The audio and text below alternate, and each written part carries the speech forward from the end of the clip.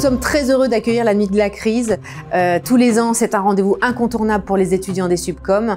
La Nuit de la Crise, c'est une nuit entière, 24 heures où les étudiants sont confrontés à des problématiques qui pourront être réelles dans leur vie. Et quand ils seront salariés, ça pourra leur arriver. On les met dans une situation de stress. Souhaitons bon courage. On sait que c'est pas un exercice facile. Être debout de midi jusqu'au midi le lendemain, donc 24 heures. Ils vont pas dormir de la nuit, ils vont faire des petites pauses. Et on va être là pour les stimuler tout au long de la nuit. C'est un exercice essentiel, expérientiel. Cette année, on est très axé sur la stratégie aussi. Ils ont défini une stratégie dès le départ, au bout d'une demi-heure, et ils doivent s'y tenir.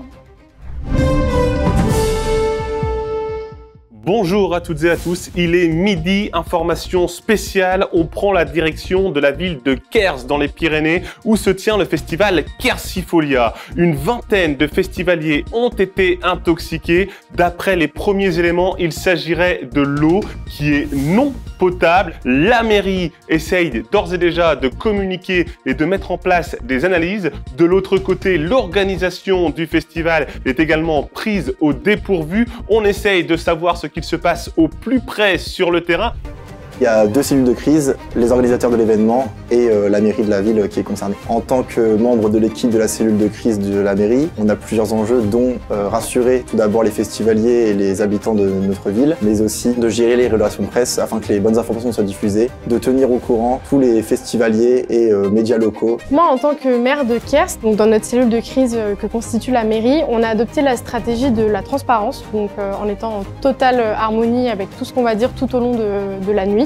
Et en gardant comme axe de direction justement cette transparence auprès des festivaliers et différents médias. Il est 23 h et pour l'instant tout se passe bien, en tout cas dans ma cellule de crise, on est tous très bien éveillés, on attend vraiment de savoir ce qui va nous arriver par la suite, donc c'est vraiment ça qui nous garde en éveil et je pense que du coup on n'est pas prêt de dormir encore. On rappelle ce chiffre. Plus de 2000 festivaliers sont intoxiqués. La mairie et l'organisation du festival vont être emmenés en garde à vue. Ils sont en état d'arrestation. À minima, il y aura un interrogatoire. Évidemment, ils vont être emmenés dans les locaux de la police judiciaire. En étant les organisateurs du festival, nous, on est beaucoup plus touchés et impliqués dans l'organisation, etc.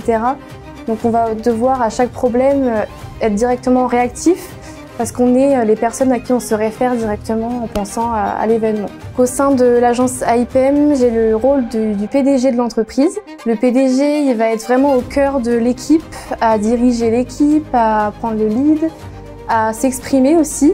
Il est 4 h, on commence à être assez fatigué, on a besoin de dormir, mais il va falloir rester fort parce que ça va être la plus grosse partie qui va arriver. On fait un roulement pendant qu'il y en a qui travaillent, les autres ils dorment et ça nous permet de tenir toute la nuit et d'être en forme. Il est 6 h du matin, donc pour le moment je me sens pas du tout fatiguée, je pensais pas que j'allais tenir autant. Mon moment préféré de la soirée, ça a été vraiment quand on a commencé à mettre beaucoup de musique dans notre groupe, dans notre salle, et que du coup on a convié tous les autres groupes ainsi que la direction et on a vraiment mis le feu. On a commencé à danser et c'était vraiment chouette. Mensonge et trahison, voilà ce qui pourrait résumer cette journée de festival. Malversation de la part des organisateurs, on parle aussi de graves problèmes sanitaires et d'intoxication alimentaire qui sont venus d'eau non potable. Et justement, il s'agirait d'un mauvais raccordement et d'une défaillance technique au niveau du réseau d'eau de la commune de Kers.